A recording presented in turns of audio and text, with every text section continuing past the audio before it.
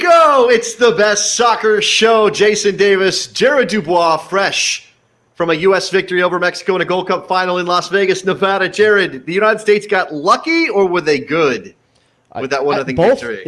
I don't think it has to be either or. I think what you saw was a scrappy U.S. team doing what they had to do to win against a much better Mexican team. Like, Pizarro, Polito coming off the bench. I mean, come on, dude. Like, they were outmanned from a experience standpoint, from a technique standpoint, and they still had the desire to win, to find a way to win, to stay tight, compact defensively. And Miles Robinson won this tournament for the U.S. I really think he and Acosta, that spine of ball winning and good defensive positioning, is what got the U.S. all the way through to the gold medal. You know how when you're in kindergarten, your teacher has like a board, a poster board, and everybody's name, and if you do something good, you clean up the toys, you throw away your lunch, you get a gold star. A bunch of American players, young, inexperienced American players, got gold stars in this tournament and helped the United States beat a Mexico team they had no business beat. I mean, I know the Mexicans were mad ahead of the game because they couldn't get satisfaction no matter what happened. If they beat the United States, you're supposed to beat this U.S. team. If you lose to the U.S., holy shit, you just got beat by our beat. I saw this. Somebody already said this. I'm stealing it, and I can't remember who said it.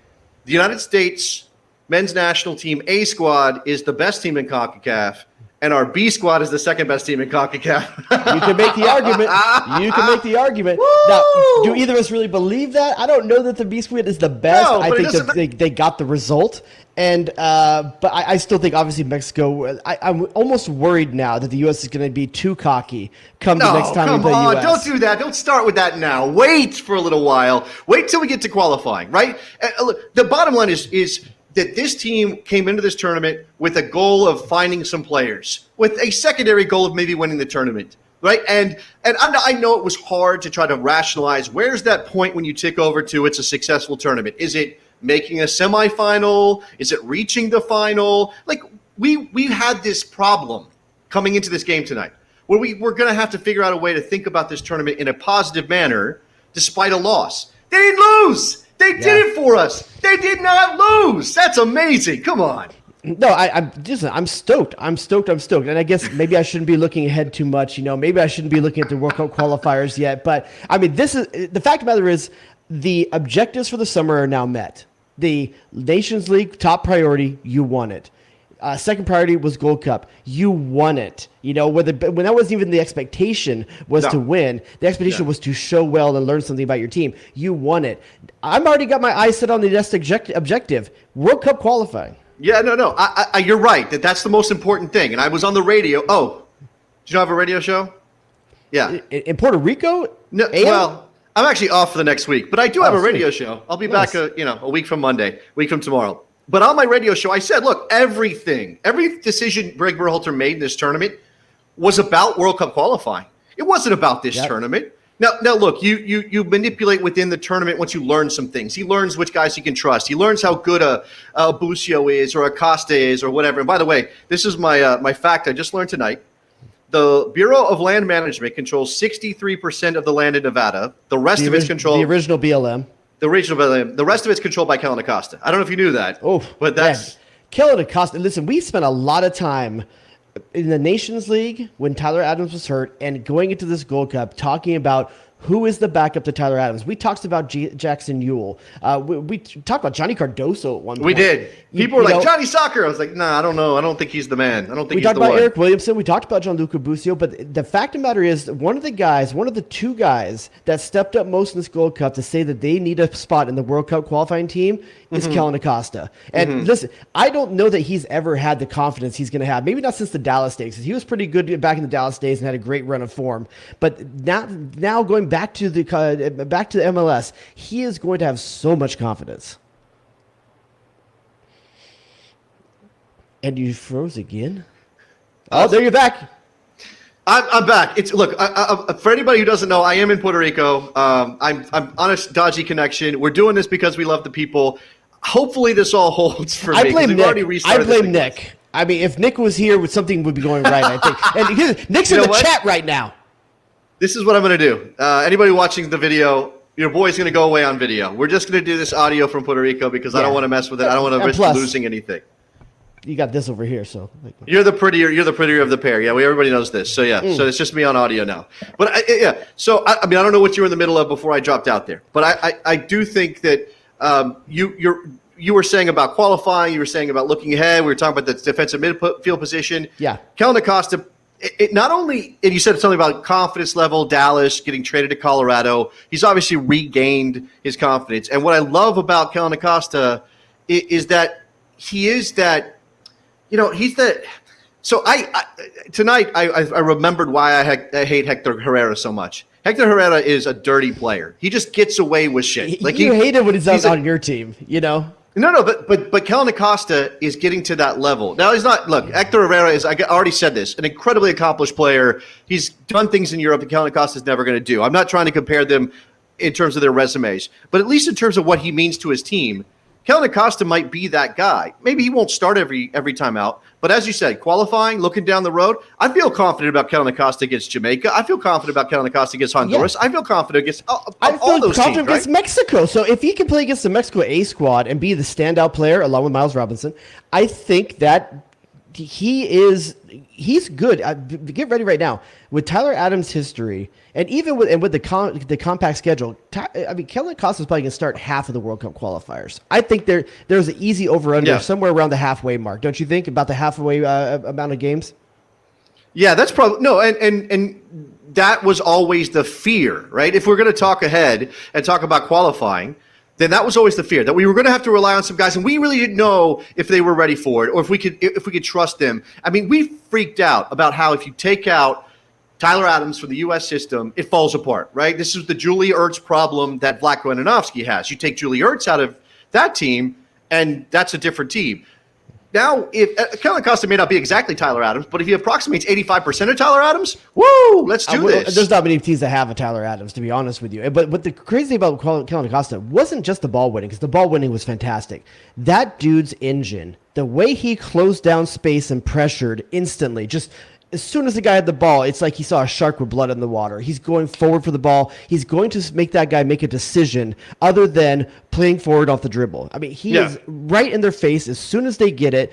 I don't necessarily know I like the Kellen Acosta that does the penalty stuff and like walks him around. I love that Kellen Acosta. That's the Kellen Acosta I'm happy because I think it all encompasses one package. I don't think you can separate that. I think what Kellen Acosta has is this cocky energy now that he's not afraid of anybody, and he showed that in this tournament. I mean, it was the penalty stuff against Qatar. It was tonight getting in people's faces. It was going up to the referee. I mean, he's not even I don't even remember who was wearing the armband tonight. Maybe he was, but regardless, he was making sure that he was going to have the attention of the referee for anything Mexico might have done. Now, it didn't matter when Herrera put a boot to the head of Matthew Hoppe, whoever that was, but still. That was pretty rough. That was the only truly U.S.-Mexico thing that happened, I think, tonight. But what do you think of this take right here from Count Druku? Acosta has Jermaine Jones energy. Is that what you were thinking when you look at him? I could see that. I could see the Jermaine Jones energy to him. If you're going to compare him to a player from U.S. men's national team past, that might be the best one. I mean, I'm trying to think of some of those Bob teams and who was patrolling back there. Who were your guys? I mean, especially with the attitude. The Jermaine Jones thing is just, it's the relentless closing down. I think that's one of the things that you go Jermaine Jones, the constant running, the engine. Michael Bradley had a great engine, but he had great speed. Kellen Acosta has good speed. And I don't know that it's world-class speed or anything like that, but the best part to come out of this is that one of the things we were scared about is the Tyler Adams replacement, and we know that there's a guy that isn't as good, but we can work around going to those games, and it's better than Jackson Ewell. That's one of the things that we definitely lost. And then let's talk about the other guy that really we learned about in this tournament. Miles Robinson. And By the way, go ahead. Immediately goes to, top 10, maybe top 10 all-time U.S. men's national team names. Like, it's just a really badass name, Miles Robinson. You sound like you're going to be doing something cool if your name is Miles Robinson. It sounds like you own a yacht. It's either that or you're dropping the dopest jazz record of 1963. Could be a backpack rapper, Miles Robinson. Yeah, I could see that too. I could see some backpack energy there. Yeah, for sure. I mean, everybody's using government names now instead of not everybody, but there's a lot of government names floating around. So maybe he just goes with Miles Robinson. People don't know this, but Little Yachty, that's his real name. Yeah, it says so on his driver's license. It says I heard that. Little Yachty, yeah. But right now, I'm watching back the replay on the other screen. The Paul Arriola miss, guys. I mean, this game was there for both teams so many times, so many chances by both teams to put this away. I'm a little bit. One of the things I am frustrated with is the finishing. The finishing was rough. Yeah, sure it was.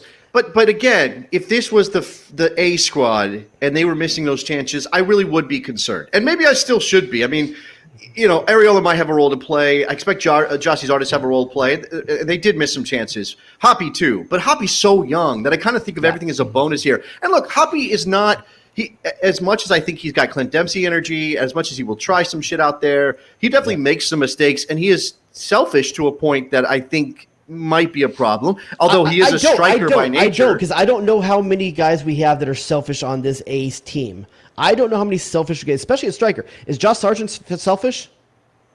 No. Not in any way. Is Daryl Dike selfish? No. No, I don't. We don't have this selfish player in there, and I think it's okay. Do you have to have it? Do you have to get him better about picking his spots? Yes, but there's something about that energy where he feels like he's the best player on the field at all times, even though it's obvious he's not. The fact that he thinks he is, that's one of the most American things that's out there, and I love that about him. Yeah. I think that's true. And again, we're picking out positives from individual performances, but we almost don't have to, because we could just revel in the fact. I mean, this is why you watch the games, right? And this is why I get so upset about anybody who comes into a match assuming the worst. Mexico's going to roll us. We're going to get to the final. It's going to be 5-0. I mean, Stu Holden brought up that 2009 Gold Cup final, which really was a disaster in the second half, and mentioned it. And I don't blame him for bringing it up. But no one ever remembers that was 0-0 halftime. No one ever remembers that. I forgot that too. I did. And look, I said also, let's keep in mind this thing too. I don't remember 2009's Mexico team, although I think at that point Giovanni Dos Santos was a huge part of it, so it tells you a little bit about where they were. But this Mexico team, I tweeted this out yesterday, day before, after the semifinal. They weren't good enough to just roast the United States in this game. They weren't good enough to blow the U.S. out. Never were. And I said I thought Mexico was going to win. They were still the favorites, but they were not. It wasn't going to be easy for them. Well, it turned out the margin of error for them that was small enough that the U.S. is the one that figured it out. Set piece opportunity. It was the United States that sucked on set pieces all tournament long. And to win it on a set piece like that, Jared, I mean, how do you account for this stuff? 1-0, 1-0, 1-0. They won the binary Gold Cup is what they did. It's not going to win a lot of people over in terms of style of play or anything like that, but it is going to shows a level of maturity and class, I think, to be honest with you, to be able to execute a game plan. Because I think this is outside the Martinique game, I think this was kind of the plan, absolutely. Even against some of the countries early on that you expect to beat. I think it was always a defensive first mentality, because right away you lost Arriola for a few games right off the top. That changes the game plan of most of this. I still think Arriola was one of the more highly ineffective players over the whole tournament for the minutes that he played. I don't think that he's necessarily an answer. He may have actually worked himself out of the 23, because before we were talking about you need someone else out there. Maybe it's Weah, maybe it's Arriola. It's not Arriola. If everybody's healthy, I don't think he's there. I mean, Jordan Morris gets back healthy. It's not Arriola anymore. For sure. But again, there's going to be more than 23 players called up for every window, at least the 3-game windows, the September, October for sure, and then in 2022, Berhalter's is going to call up bigger teams and pick a 23-man roster, which then will lead into his 18-player roster that he dresses, right? So he's going to have more bodies in camp, and then it's going to be fitness, it's going to be sharpness, it's going to be fit for the game, that kind of stuff. I really wouldn't be surprised if they expand like a 25-man roster for this World Cup qualifying. They make that decision at some point, because it just seems, even to 23 guys, isn't that tight with 3 games to be played? Doesn't it feel tight? Yeah, for sure it does. That's, again, I think that's why you have to manipulate the situation. And again, we come back to the way that they won this tournament, the narrow margins in every single victory that they had. They scored 1 goal, but they also kept clean sheets in all of those victories. Let me ask you a question. So the thin margins, is that the U.S. not being good enough to score goals, or is that just the type of game plan they were going out there for? Well, okay, so you were going to have limited chances because Mexico was going to have the ball, and it didn't make any sense. Look, I watched Canada play Mexico. Canada, they confronted Mexico in the midfield and made it harder on Mexico, but Mexico still had their chances. They still had more of the ball. You play with fire if you let Mexico just push you back, right? So you have to engage at some point. And I thought that Berhalter's plan to engage at various points, and the United States was pressing 3-4 players in the Mexican half for large chunks of this game. It wasn't just like set the line of confrontation at the halfway line and let Mexico come at you.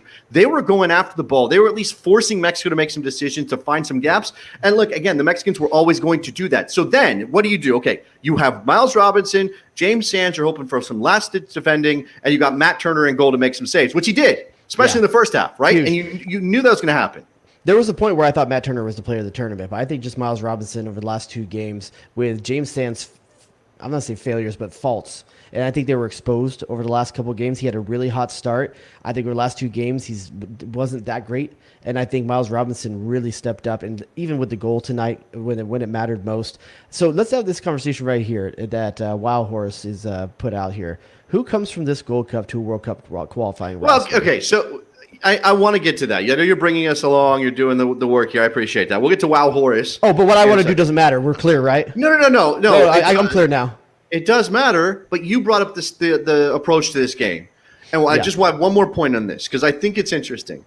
Yes, we all want and we imagine a more sophisticated U.S. men's national team in the future, one that plays with the ball more, one that plays, a very modern, advanced style of soccer, which is what Pep is pushing in Man City and what that's still Klopp possible. is pushing. That's still possible. No, and I think Berhalter's goal is to get us there. And obviously the talent level in Champions League caliber clubs means we might have a shot at that.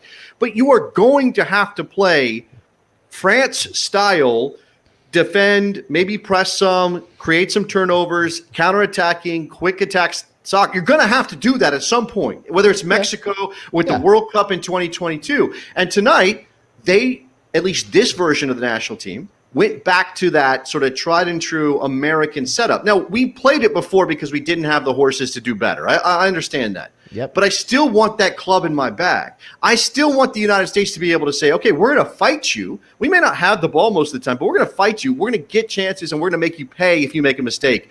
They did that. Eventually, they did that tonight. Again, Mexico had the chances. They could have put them away. The United States had their own chances. Again, Areola puts that ball in the back of the net. Who knows what the rest of the game looks like? Hoppy got blocked on the line. There's a couple different things that happened where the U.S. had chances. Mexico had more. I think they had more. I don't know if they necessarily had better. I mean, the U.S.'s were pretty open. Pineda missed a couple. But I think this is what you saw in the way that the U.S. played this tournament. It was kind of USA 1.0, that 2010 to 2014 version of Bob Bradley kind of soccer. I know that was a 4-4-2, I know, but just that defensive first mentality. And I don't know that that's the way US is going to play when they have their A team. Okay, but there are differences. There are variations within sort of a let's counterattack and use that ability to score goals, right? So again, I mentioned France. Do you think France is a bunkering team? When they won the World Cup, did they bunker? No, they didn't bunker. But they just want to be solid defensively first. They want to be solid defensively. They want to be organized. They want to, again, the line of confrontation. They want to challenge you in midfield at various points in the game, right? And then, okay, let's get Kylian Mbappe on the run, and you are in trouble when that happens. Now, the United States didn't have Kylian Mbappe, but they have some players who can approximate that, especially in a CONCACAF environment. Who knows, maybe in the World Cup one day. So, again, to be able to do that, to say, okay, we're not just going to be defensive. We're going to be aggressive defensively to make you make mistakes so that we can punish you for those. That's what I said. Okay, let's go back to Wow Horace, because you brought up who do we see in World Cup qualifying from this Gold Cup? Yeah, and I think I don't want to mentally try to put together a 23, but I don't have mind having a conversation about like who stepped out, who's shown here, and maybe even saying like who are the top 4 center backs right now, who are the top 3 strikers. I don't want to have that conversation, but striking from the Gold Cup right now, obviously Sebastian Lletget's going to be the other way, even though I think he had a poor game tonight. He was not. Yeah, he was not great. I will say that. I don't think he was really going to do anything in this tournament that would hurt him in Greg Berhalter's eyes. That's his guy. So let's just take him out of the conversation right now because he wasn't someone that wasn't included already. I would love to see the passing numbers on. I mean, obviously the United States again less to the ball. I would love to see the passing numbers though on Sebastian because there were a couple of moments. Some passes tonight. A couple of moments where I was like, no, that's not the ball. What are you doing? Yeah, but yeah. I don't know that he was horrible. I think he was just below what we want, especially from an experienced player like him. Yeah. So let's talk about start from the back. Matt Turner. He's in the top 3 no matter what. He might be number 1. He might be number 1. It's a good conversation because when you get there, if Zach Steffen is a backup at City and Ethan Horvath is not getting minutes at Nottingham Forest or regular ones, we don't know. We don't know. Yeah. Matt Turner might be your guy. Here's the thing. Ethan Horvath had a great game coming in for Zach Steffen and got a lot of run. The difference is Matt Turner played a whole tournament out of his mind. A whole tournament. That's something that shows consistency. Well, Ethan Horvath hasn't had that opportunity either, though. Sure. Well, yeah, he played one half of one game or whatever. And looked great. No, it was only 30 minutes. It was only 30 plus extra time or plus extra time, plus extra and time. shootout. Not shootout, excuse me. The thing about Turner, and I don't know if it's quite the same level, but Revs fans will tell you he does that every week. He plays out of his mind every week. So if he's that consistent, and for all the talk about his feet, there was only one time this whole tournament that his feet were kind of exposed. It was tonight. It was dodgy tonight. Yeah. But for the thing, what I like is the realist about his feet. When it's simple, he plays it. When there's anything that he thinks might be scary in front of him, he gets it out, and I can respect that. Sure, but there are still he still does not have a sense, and this will come, and they didn't pay for it tonight. He does not have a sense of how quickly he can be closed down when he takes that touch in front of him before he lets one go. So he's received the ball from one of his fullbacks usually, and he's put a touch in front of him so that he can line up just booting the ball down the field, right? Yeah. And tonight is exactly a good example. A couple of times it happened, although the first one was the worst, where he thinks he has another beat, or his touch is a little. It's 3 feet, a yard in front of him too far. And Mexico likes to press. Yes, yeah, and that's going to happen, and he'll get used to it, right? Okay, so Matt Turner in your top 3 keepers, no matter what, for sure. Out of all the defenders, I know there's some that did well, but in terms of an actual 23-man World Cup qualifying roster, I think there's only one that goes. You think it's Miles Robinson? It's Miles Robinson. Okay. Despite how good Shaq Moore looked, I'm not counting Reggie Cannon. He's already in it for me. He was already in no quantity. I think Sam Vines looked good most of the time. I think James Sands looked good in moments, but wasn't consistent. Not enough to break into this. It's Miles Robinson's the only one, and that's unfortunate for Walker Zimmerman because this could have been the tournament he stood out, and he missed his opportunity due to injury. Yeah, that's. I think that once Walker gets healthy, he may still be in the mix, but we don't know if he's been maybe pushed back by Miles Robinson. There are people out there. There are soccer internet people doing podcasts and whatever who are saying that Miles Robinson may have jumped to the top of the depth chart on the right center back position. It's hard to tell. It's hard to tell because you haven't seen him play with John Brooks, and I think. You saw Mark McKenzie. He played a whole tournament next to John Brooks, and we won. Did he look rock solid? No, but he looked good. And I would say that was with our A squad, and he was kind of thrown in there a bit. I think Miles Robinson was good enough to get in there. If I'm being honest about the four center backs I would take to World Cup qualifying, if it was taking 4, I'm just throwing a number out there. John Brooks, Chris Richards, Miles Robinson, and Mark McKenzie. Those would be my 4. Okay. There was a moment. This is what I'm just pointing out Miles Robinson. This is not necessarily a reason to bring him to World Cup qualifying or why he was player of the tournament for the United States.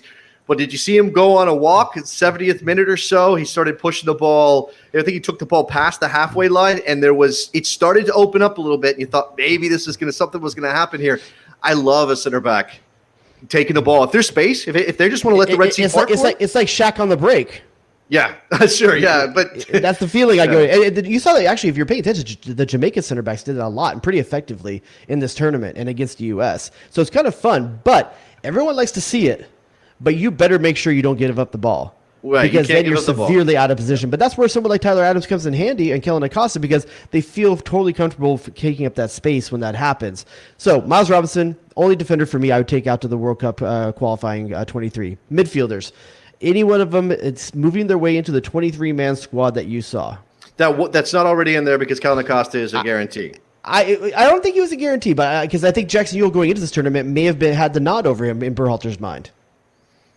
Okay, I mean I would say Kellen Acosta for sure now at this point for sure.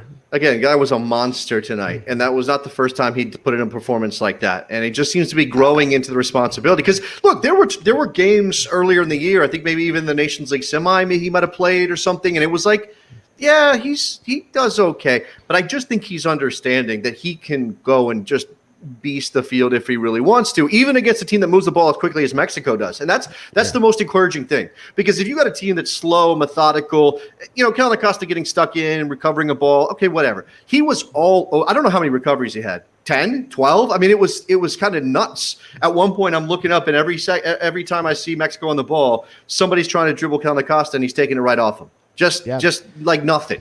Yeah, really good. For the other midfielders, I just don't think any of them are quite there yet. I think Busio showed well. I think Aarons Williamson showed well. I think they're both fringe, and maybe depending on if Tyler Adams is completely out, one of them gets a nod. But I think right now, I don't think either of them are in the World Cup qualifying 23. I want to see Busio. I think they'll get games, though. They'll get games over the course of the cycle. Probably. The Venezia move, I guess, hasn't been completed for Busio yet. I haven't seen anything about it being done. I want to see him get an opportunity to go and play maybe at a higher level, more intensity, more responsibility. I don't think he showed a little bit of it tonight when he came on, where he needed to. At the end of it, down. Berhalter showed you what he really thinks tonight, because when the game was on the line for his trophy, he went with experience first. The Busio sat. Even with the Bello move, even though Bello's younger, Bello's a better one-on-one defender against Acosta. Sure, maybe. I think there was a couple other variables at play. Corona, excuse me, not Acosta. I think the fatigue levels were a factor for everybody across the tournament. And I think that might have explained Bello over Vines to start. And I also think, and I think that might have explained Williamson over Busio, although I also think that the game definitely trended towards Eric Williamson's skill set more than Busio's, because you knew Mexico was going to have the ball. Eric Williamson is more athletic. He's going to cover more ground. He's not as good of a passer as Busio, but Busio's slower playing the ball too, because he's thinking through them. We saw that in the tournament, thinking through that. So I think that this game set up for Williamson, even though he hadn't played as much in the tournament to this point. Yeah, I don't think. I think, like you said, Berhalter showed you what he thought. He goes with Zardes, the guy that's the tried and tested. He goes with Areola, even though Gioacchini's looked better as a sub, I think, here and there. Since we're talking about this real quick, Acosta was already getting in the 23 with Yule. Do you think Jackson Yule's still in that 23? Because I don't think he is. I don't think he is. I think Kellen Acosta has looked so good that you don't have to take Yule. I think before they were both making it because you weren't sure what you were going to do, and you were probably going to pick from match to match which one you thought would fit in better. I think Kellen Acosta has been so good, it affords you the luxury of taking another up front player, because that's where the questions still remain even after this tournament, is up front. Yeah, okay, but, you mean center forward maybe, but I don't know that the wing question is really a pressing one, right? But here's the thing: you don't think Jackson Yule now, because would you rather take Jackson Yule, a third defensive-minded midfielder, or take a flyer on a Busio who does something else in addition to that? Or to take Eric Williamson. There's other options that maybe they can play a more of a linking game that you don't. Do you really want to take another six? That I don't know. I don't think you take 3 6s on that roster. Again, another thing that Williamson does well is that he can drive the ball forward with the ball at his feet. Busio, you saw that on the turn a few times. He's not a player who's going to attack space with the ball. By the way, Leggett does this. He just doesn't do it effectively enough for me to be comfortable with it most of the time. So that's you're looking for that piece. This is the Yunus Musa role.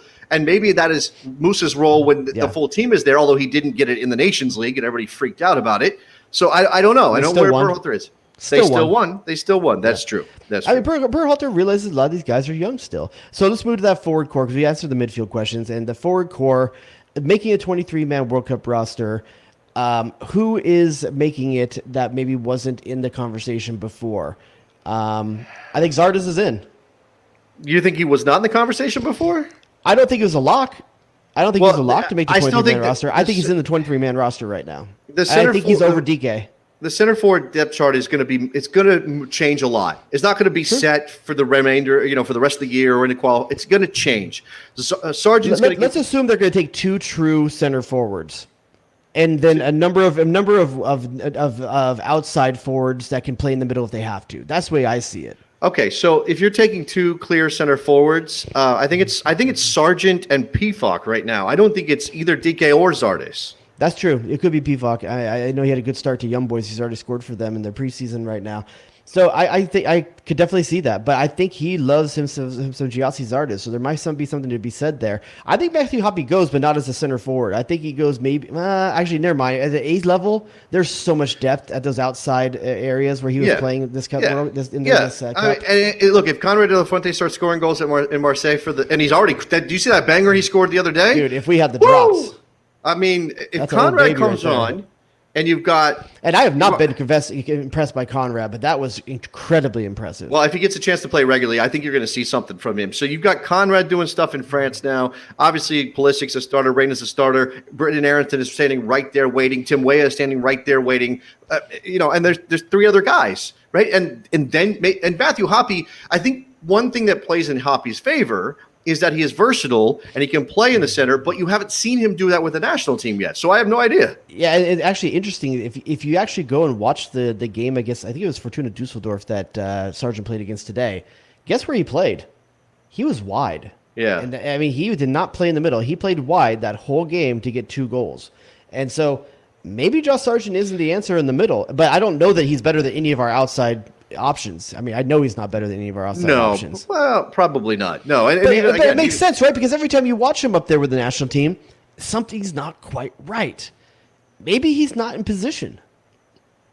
Okay. You're saying he drifts? Is that what you're telling me? No, I don't think know. we were playing him in the wrong position. I don't think maybe he's a world-class international level center striker. Yeah, that's possible.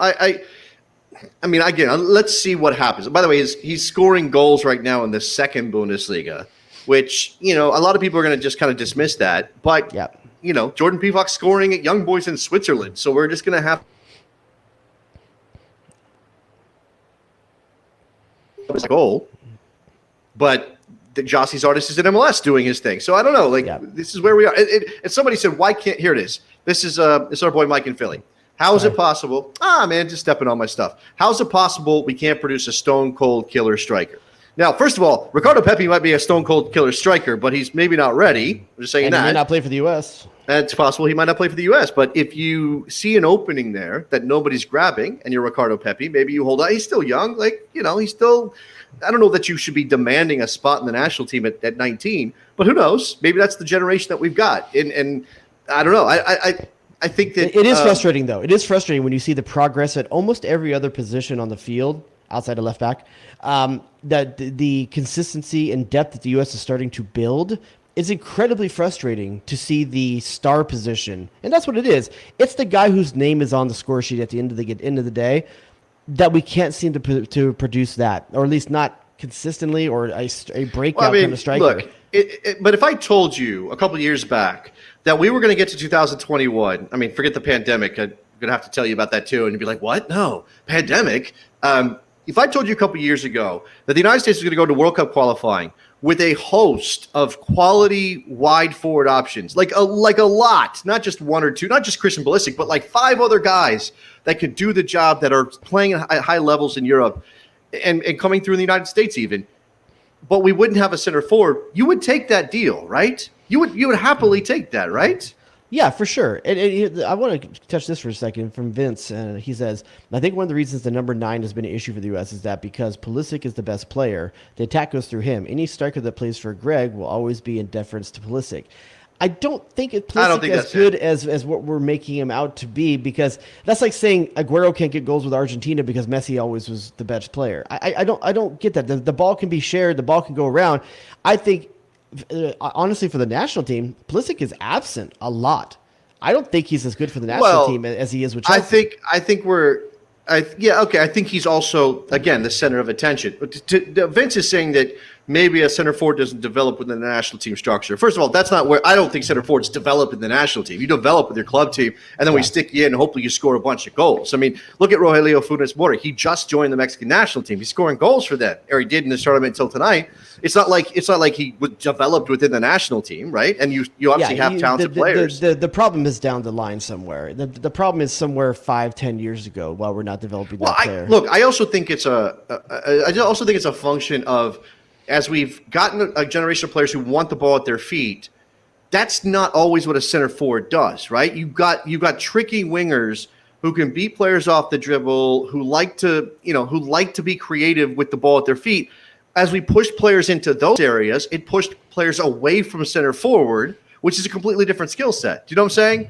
Yeah, I totally understand. And so again, we have an overproduction of those. I also think that I think in the past, as someone who played youth soccer and played my whole life, we coached out the arrogance from the Matthew Hoppies. We do that. We have always done that. We are so differential to the team aspect that we don't allow it stands out. Hoppy's not super selfish, but we notice it. We notice it because we're conditioned not to see it in the American game. That's why Clint Dempsey was such a difference maker, is because we don't see that often, that arrogance to say that I'm going to do this. I'm going to take this shot. Matthew Hoppy looked off a good couple opportunities to other players to get his shot off. And in the past, I think he would have been railed for that. We're just starting to appreciate a player that calls his own number, even when maybe it's not the best thing, because he believes in himself. Well, and I think that's something that we see right now. That maybe we're going to start appreciating that. I think it's also true that we've had so many players defer, not just because we coached them out of it, but because we've lost that in the national team, again, with Dempsey leaving. That we need somebody who just wants to step up and fire one. I mean, this is a thing about Mexico, and they didn't really take a lot of long shots tonight that really were dangerous. I think they had a couple go 10 feet over the bar. Mexico does a good job of keeping you honest because they'll take a 25-yard shot, like they'll rip something at you, and sometimes it requires a save. Sometimes it's wide, but at least there's danger there. The United States just has never really been that kind of team. I mean, we never had a bunch of guys cutting in on their right foot from the left wing, guys stepping up from 20 yards out. Hector Herrera will let one go. We just don't have those guys. I want to see more of that because, again, I think it keeps defenses honest and gives you a chance to slip in behind, which the United States can be good at. So let's close the loop on what we were talking about when I actually brought up this subject. Strikers that made a difference in the Gold Cup and will be on the World Cup qualifying roster. Who are they? Man. I think there's only one. I think it's Zardes. Okay. I don't know that it's like, he demands a place in the team, but he's consistent with his play in a way that nobody else really is. And know what Berhalter thinks about him. This was his guy. Yeah, and you heard it. You might have heard it on the broadcast that Berhalter has told people Gyasi Zardes has nothing to prove. They already know who Gyasi Zardes is, and he started tonight not because he needed to earn a place in the qualifying roster, but because Berhalter thought he gave them the best chance to win, and because Daryl Dike was gassed. Let's be honest about that. Daryl Dike had played himself into a ground. And I want to talk about this for 1 second too. We may not saw it hurt Daryl Dike play for 2 games. That dude didn't look right. Yeah. He literally didn't look right. So let's give him a little bit of benefit of the doubt. He still has something to prove. We're not going to pencil him into a World Cup qualifying roster based off the performance in the Gold Cup. But let's also not write this dude off because he played with one arm for a game and a half. Yeah, and look, you said it a lot about him when he was over in England. He looked great because everything was played to his strengths. They just lumped the ball up to the dude and let him go get it. And that's not going to play them. That's not what Greg's trying to do with the A team. No, and they're not going to be effective winning games against better teams or decent teams doing that. They're just not. I mean, there may be a moment. I recall Eddie Johnson saved the United States' ass in Trinidad or Bahamas or some. It wasn't Trinidad. I think it was a worse team than that. One of the minnows because I don't know. It was just an ugly game, a cricket pitch somewhere down in the islands. Hey, let's go get Eddie Johnson to come on and just get on the end of something. Yeah, let's do that with Daryl Dike, but let's not put on him starting striker for the U.S. men's national team, right? Yeah, especially when he's had 0 games with the A team, 0. Right. It's a lot to put in place right there for him. I think he's still got a good, healthy chance of being the guy of the future. He's what, 20? 20? He's 20. Yeah, 20 years Another old. guy in Vegas that can't gamble, dude. There's too many guys George Bello can't play. Yeah. Hoppy can't play the craps tables. Yeah. DK can't play the craps tables. Now here's the question. They can't even drink. Here's the question. They just won the Gold Cup, right? They got gold medal around their neck. Oh, they're getting hooked for sure. It's Sunday night. Yeah. They've been working real hard. Is someone sneaking them in the back? And listen, is anyone not going to think Daryl Dike is over 21? Oh, for sure, no. The guy. Now, George Bello might have a problem. George Bello might have a problem not getting carded. Matthew Hoppy might have a problem.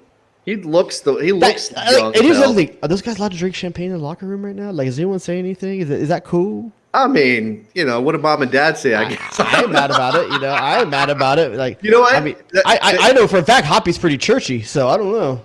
I mean, it's so weird because I'm in Puerto Rico with my wife and my child, who is just 6 months old, and we're hanging out, we're drinking medalla and Puerto Rican rum and all this stuff, and my wife looks at my kid and goes, 17 and a half years until you can have one of these. And I'm like, wait a second, what?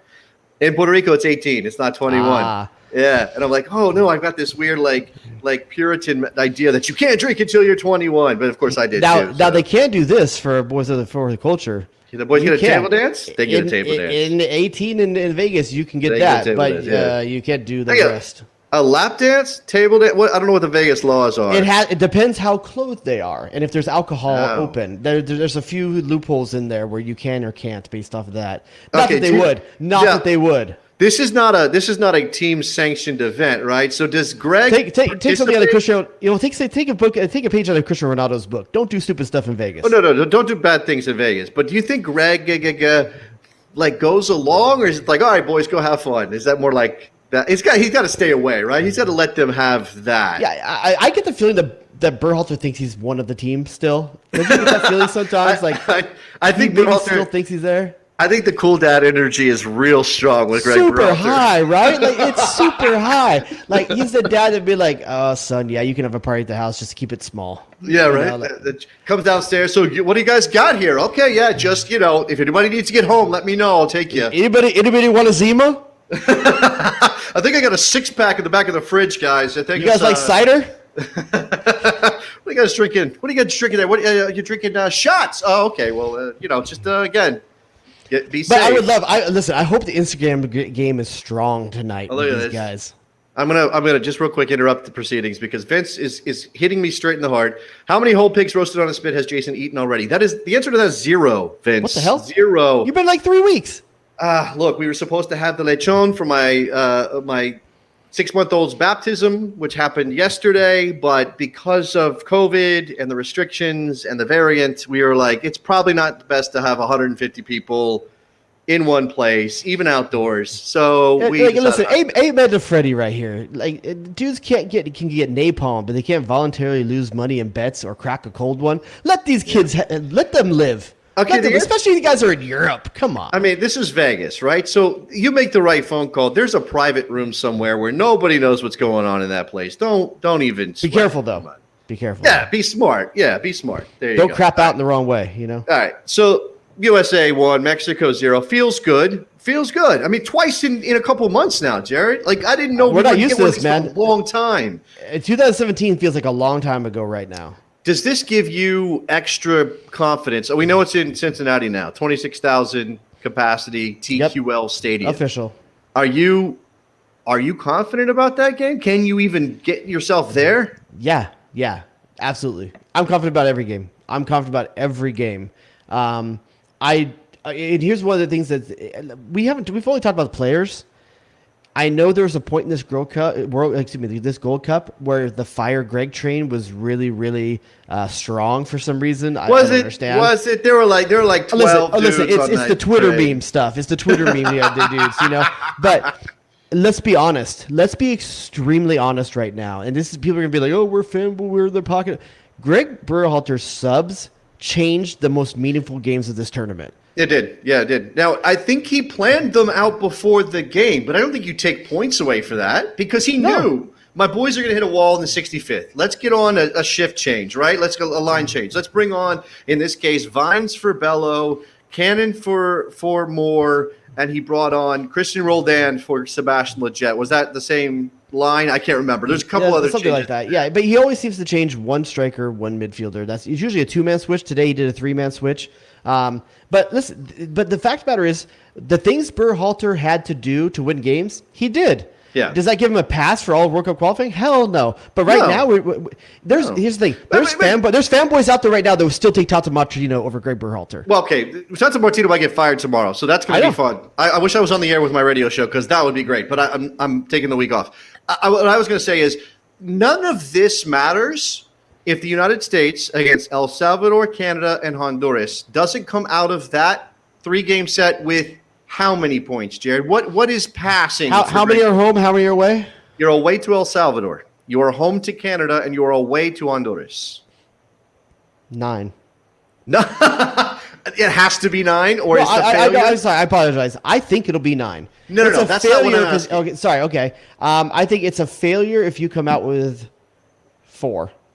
4, yeah. I mean, I think 4 is the bare minimum that 5 is what you're shooting for, and I think 9 is possible. I think 9 is possible from that. I actually think that there's 7 on the table if you play it right. But that is going to be tough because you go to El Salvador, and we've talked about this a little bit. So you think the Canada home game is a draw, or you think the Honduras away game is a draw? I think Honduras away might be a draw. Now, you go to El Salvador. Their very first game of World Cup qualifying, September 2nd. We might have talked about this in the last show. I'm going to bring it back up anyway because we just won the Gold Cup. And Hugo Perez. Hugo Perez, who I love, is a great dude, great interview, all that stuff. A U.S. soccer legend, played in the World Cup in 1994. Excuse me. Yep. You play El Salvador away in San Salvador on September 2nd. You play Canada on September 5th in Nashville. Yeah. Who starts the game in San Salvador? Because you can't burn your best guys in that game and then turn around, play 3 days later in Nashville, and lose to Canada. I honestly think you play the same 11 those first 2 games. Oh man, I think that's rough. I think you play. I think that's rough. I think you play the first 11 those 2 games. Set it off right, because like to your own point, the Honduras game is the toughest one potentially. Canada's a better team, but you're home. You need to get those points. I think you start the same 11 potentially both of those games, and then the third game is where you make moves. You can't know any of this until the day of the game, but Vince, who's our boy up in Toronto, shout out to Vince in Toronto, said up there the speculation is big that Canada will rotate a decent amount when they go to Nashville since 2 of their 3 games are at home in that window. So they played only 1 road game against the United States in the middle of that. We're going to potentially get the Canada B team in that game? We might get the Canada B team. And you definitely you might not need your best 11 to beat the Canada B team, no offense to Vince. Well, but here's the problem for the U.S. You don't know. You don't know. Their home game is the middle game. Yes. So you can't. The only way you're going to take full advantage is to play your starter 11 in back-to-back games. You're going to have to do that. If you're going to play your best 11 2 of the 3 games, because that's logical, right? You're going to have to play back-to-back games in a short window because the home game is in the middle. So it's just a matter of which one you want to do, and that's why I think it's the first 2. Okay. I mean, look, I think there's a good argument for it. I do think you're probably going to see – I mean, first of all, there's a chance that 1 or 2 guys might be injured, and we'll cross that bridge when we get to it. And there's a chance that some guys might just be completely out of form or not even being selected for their club teams. And in that case, you do have questions to ask. I mean, Christian Pulisic, if he's healthy, is going to be on the field if you are playing your best team. Tyler Adams, if he's healthy, is going to be on the field if the U.S. plays their best team. Same for McKennie. Probably the same for Reyna. Definitely the same for Brooks. Then it gets a little Sergiño Dest, but although I'm still confounded by how to use Sergiño Dest effectively in games like. By the way, this. in Barca's game today, he was playing left back. Okay, I mean, yeah. I think he's probably the U.S. left back because I think the drop off from him to whoever's next is bigger than the drop off at right back. So that you still have Cannon. Maybe you even have Moore pushing his way into the picture now. We obviously know there are a bunch of options at right back. So, yeah, these are the things that are coming now. These are the things that are coming. I'm really interested to see the way Berhalter decides to play this because it's something that's just so unique and we've never had to deal with before. These multiple game windows, obviously multiple, but the 3 game windows. It's a very tough task ahead of Berhalter, and it's going to tell us a lot about what he thinks of players and the way he strategizes for games. It's all speculation until he gets there, but I personally think he's going to go with the best 11 first 2. Okay. I was thinking about this. Greg Berhalter, 2 trophies, fastest coach to 25 wins in U.S. men's national team history. Now, say what you want about the Nations League because it didn't exist during Bob's tenure or Jurgen's tenure, but Jurgen didn't win any trophies as far as I remember. Bob won the 2007 Gold Cup, right? He was the man on the sideline for that tournament. That's his one claim to fame. Confederations Cup final, but didn't win it.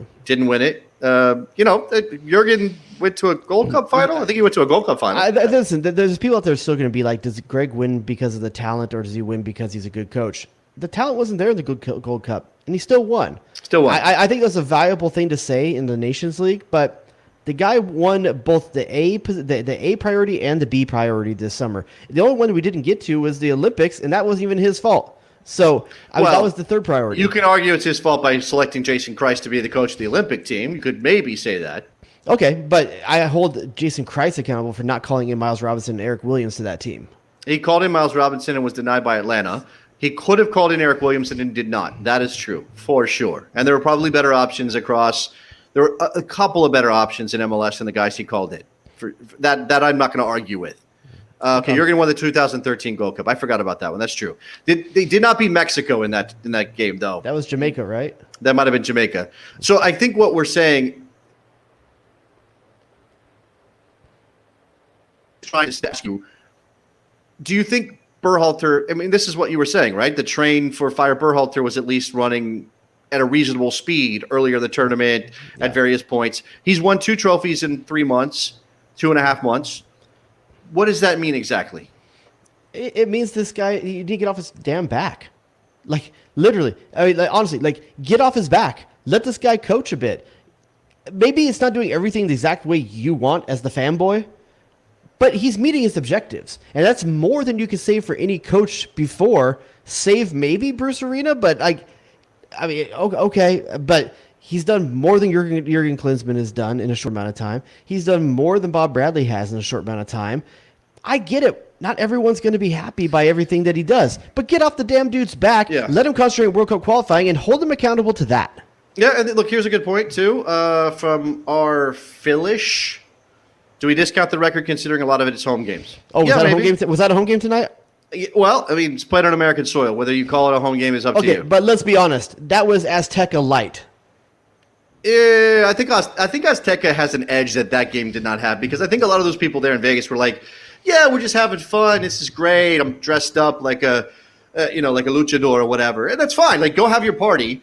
I think the Azteca crowd is So mean. You don't think that was you think that was a hospitable crowd they played in front of tonight? No, not at all. And I do think that those kids felt the pressure. And you could see that in the first 20 minutes of that game, because they looked shaky. And you could be, they were lucky or whatever not to have given up a goal in the first 20 minutes, because there were a couple of bad moments. It looked like the Nations League final all over again, with a potential giveaway and a chance for Mexico.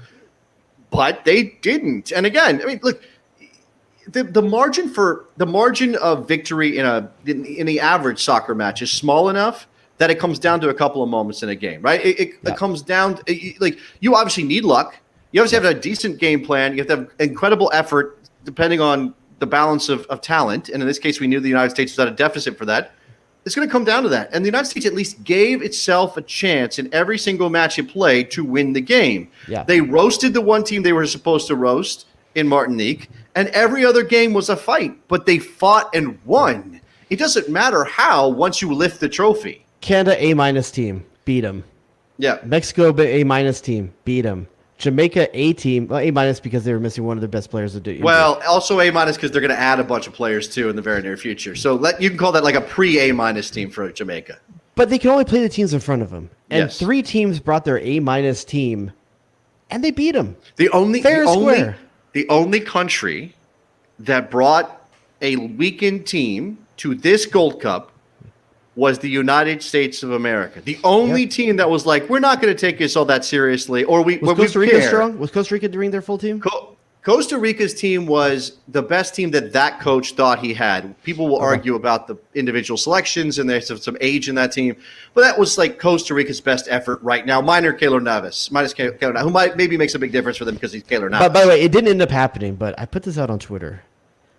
If penalties had happened, there's no way in hell Matthew Hoppe goes low in the corner, right? First of all, there's no way that he's not stepping up to take a penalty. Matthew Hoppe might have come out of his shoes hitting the ball as hard as he possibly could. That dude was going to put the laces through it. I mean, it was either good. No, it was actually, someone said this back to me. It was either going to be a Panenka or 15 feet in the stands. He won't do a Panenka. I don't think. Maybe do a Panenka. But there's no way that dude's going like missionary style and putting low in the corner. One of the things that's emerging about the U.S. national team player pool right now, and Hoppe is in the mix. Again, we don't know if he's going to be a first 23 player necessarily, but he might have some chances to play. Suddenly we have several very punchable players, which is good for us. I don't care. But Matthew Hoppy's a very punchable guy. Kellen for Acosta is a very sure. punchable guy. Now we have lovable characters too. Daryl Dike is like the sweetest dude on the planet. Yeah. Reggie Cannon's a very sweet guy. But there's some assholes in there, right? And I love that every time Matthew Hoppy's next to a guy after the play, he pushes him. He pushes him every time. He's the only person out there who's playing like it was an actual USA-Mexico game. You know, and by the way, and I said this too, like, I hated the way this game was refereed. But I respect the fact that he was extremely consistent through the whole game. Yeah. But this is USA Mexico. Let them play. Let it go. Let it go. Let them get some shoulders in there. Let them get some elbows in there. And it's the referee's fault in the Nations League because he let that one go too far. And I think there was a mandate given to the referee to not let that happen again. But you're losing some of the soul of the USA Mexico rivalry when you call it this close. Yeah. Yeah. We're talking about a team in this case that does not even remotely resemble the first choice team. We get to celebrate a trophy against our biggest rival. And again, we how many years, Jared, did we talk about the mojo, the attitude, the fight of this team being missing? I mean, this was the thing. After missing out on the World Cup in 2018, after losing to TNT in 2017, so many people and so many former players came out and said things like, I don't know where the heart is. I don't know where the fight is. Where's the American attitude? Where's the, it was obviously like Jada Merritt and Alexi and I mean, and rightfully so. Yeah. And we didn't know how we would get it back. Like, what was the switch that they were going to flip to get it back? And I don't know. Like, I don't know what it was. And I don't know that it hasn't really happened. I think it's getting there. It's getting there. What are you talking about? They just beat Mexico twice in 2.5 months or whatever. You think Christian Pulisic has that? I think shushing the crowd in Denver put him into that category for sure. Yes. Okay, I don't think he does it on the field, though. I think it's easy to do it when you just scored a penalty in the very end of the game. I don't know that he has that bite during the game. He also made that penalty. Well, I'm not saying he needs to get in the – Leonard Donovan isn't a dude that got into the face of Mexican players, but he beat the hell out of them whenever he could. Okay. I think Gio Reyna has it. Gio Reyna. We've already established Gio Reyna's apparently. Oddly enough, I don't think Tyler Adams has it, but he is probably the player that should the most. I think Tyler is low-key like that, too. I think you're missing something. I think Weston has it. Weston's obvious about it. John Brooks does not. Tyler, you have to piss off John Brooks to have it come out, but he's got like a Hulk thing happening. Like, he's Bruce Banner a lot of times, but if you get him mad, because he did it in the Nations League. In the first 5 minutes of that game, he was going after Mexican players, and he was obviously chirping at the ref about what was going on because he was feeling it. So I think all of this is coming together pretty nicely. I mean, what else could you ask for, really? I mean, look, more goals. That's the only thing I could ask for. Tell me you want 5 goals, and I'll say sure. To have a definitive answer to striker. That's the one thing I didn't get out of the Gold Cup that I was looking to get. And maybe that's me being a bit of a pissy person. Well, since you brought it up, and we already covered like what the depth chart might look like after this, but give me the coming into the tournament. Give me the big, because I'm sure we did a show on this. What were the big questions that Berhalter had in front of him as he put this team together? Center back. Okay. Number 8, first thing, center back. And I think he got maybe not the answer, but he got an answer. He got a lot of information. Information. Miles Robinson can do it if you need him to do it. Okay, and he may even be the guy. Who knows? The second thing was the Tyler Adams replacement. Not replacement, but like second Tyler backup, Adams if you can't play a backup. You answered that question in Kellen Acosta 100%. The third one was striker. You didn't get an answer to that, other than the fact that Jesse Zardes can execute a game plan. That's what Jesse Zardes can do. He can execute a game plan. Okay. But he's not a game changer. By the way, that's like saying somebody's a system quarterback. That guy's a system quarterback. System quarterbacks can win championships. Sure, but is he a game changer? Is he going to make his own shot? Yeah. Okay. Yes, exactly. Right. He could be. He's a answer. I don't think he's the answer, but he's a answer. Answer. God, he's not the answer because that's Allen Iverson. Allen Iverson is not. Yeah, he was not on this team. All right. So is that it?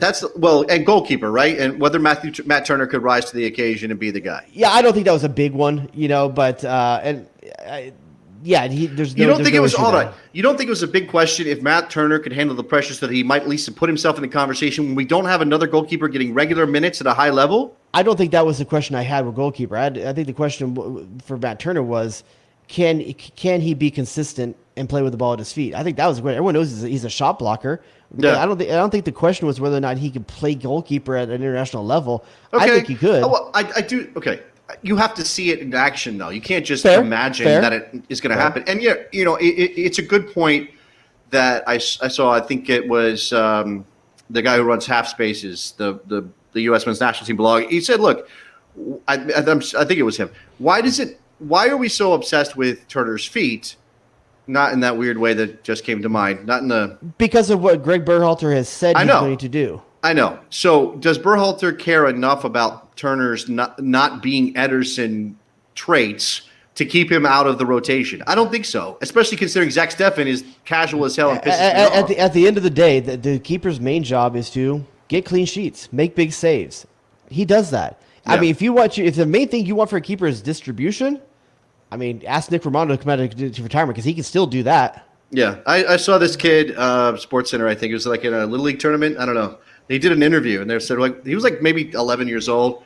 Like, so how are you finding the tournament? He's like, man, I just want to have some fun and hit some dingers. And I think Matt Turner, have some fun, make some big saves, right? That's the attitude. I thought he was good coming out in the air as well. I think he was solid there. His positioning was really good. He's had a moment. It was in the Qatar game. He had a moment where he didn't come off his line like he probably should have, and he allowed for a decent chance and had to make a great save. But he also is that guy who can cover up for being a little hesitant by making a great save. At the end of the day, here's the question. Here's where it really comes down to in terms of you and I answering this question.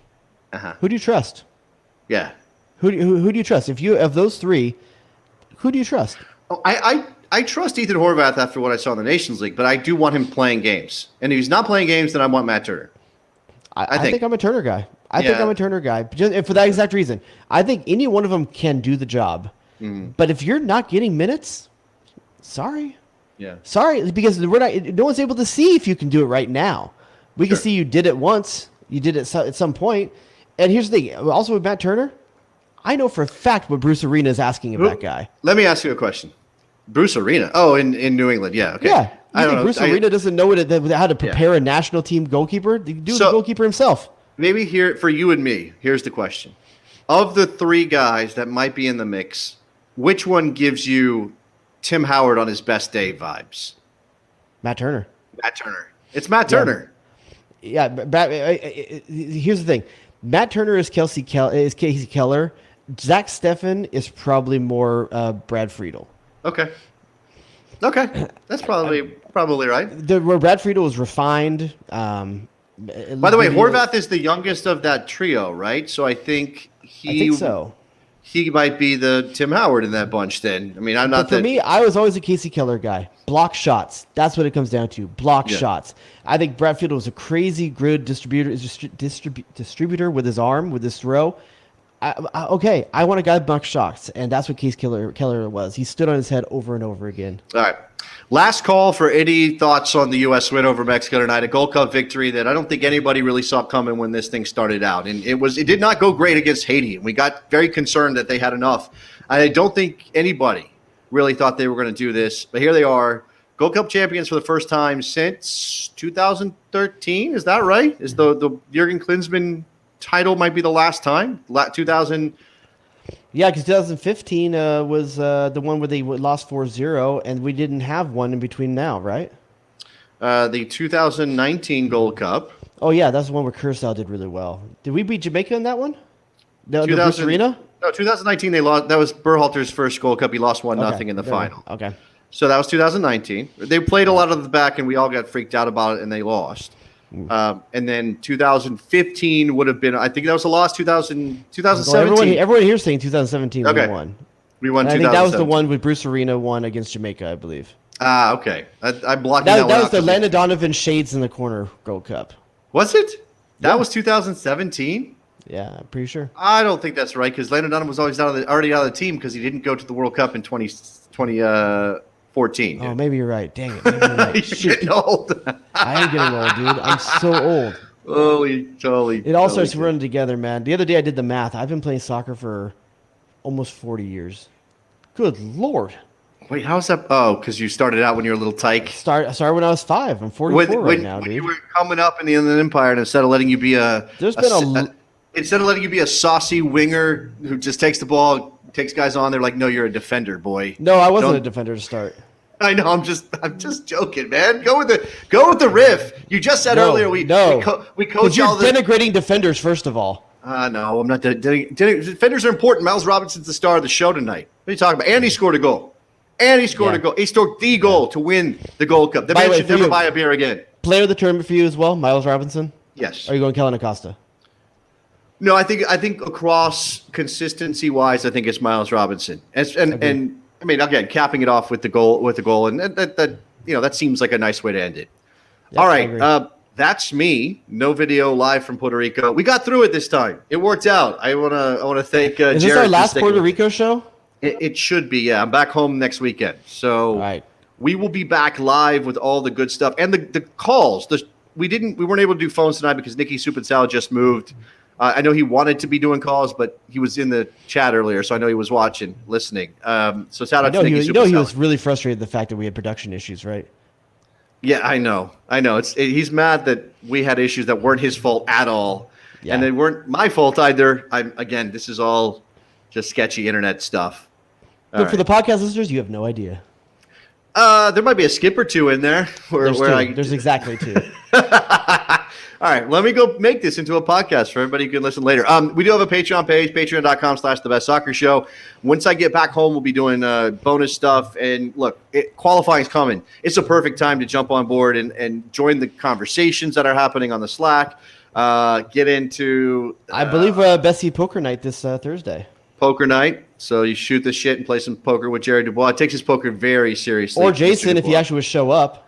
I have I don't know if you knew this. I have a 6-month-old child. Did you know that? Why would that make you not play poker online? Okay. Yeah. By the way, Rico, you have a reason for this week. But speaking of having a 6-month-old child, Coach Beard, Brendan Hunt, his kid is the exact same age as mine, born on the same day, January 23rd. Shout out to little Hunt. What do you name his kid? Did he go something he gets cool as Tiago, like a soccer related? I haven't asked him yet. We're gonna ask him. Rooney he was at the game tonight. I saw him on Instagram. He was at the game tonight. So he got away from his 6-month-old child to go to a soccer game. I haven't been able to do that. You can't get on the online poker? I can't do that. By the way, I am no longer a Brendan Hunt fan because he's going to LAFC games.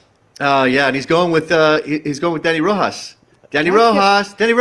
I mean, can we get Jamie Tart maybe? What can we get as the Galaxy? That's probably the most Galaxy player, to be honest with you, on there. Probably. Jamie Tart. you guys would pay that guy $10 million a year to score 3 goals. It's sad that it's true. All right, boys. All right, everybody. Boys, girls, whoever listened tonight, thank you very much. Patreon.com/thebestsoccershow. Hit us up iTunes for ratings and reviews and all that. We got to remind you to do that. If you like the live stuff, follow us on Twitter at Bestie Soccer. Subscribe to the YouTube page with The Best Soccer Show. That's the best way to do it because then you get a notification that we're live. Only if you click the bell. That's it. We are out of here. Thanks a lot. Bye.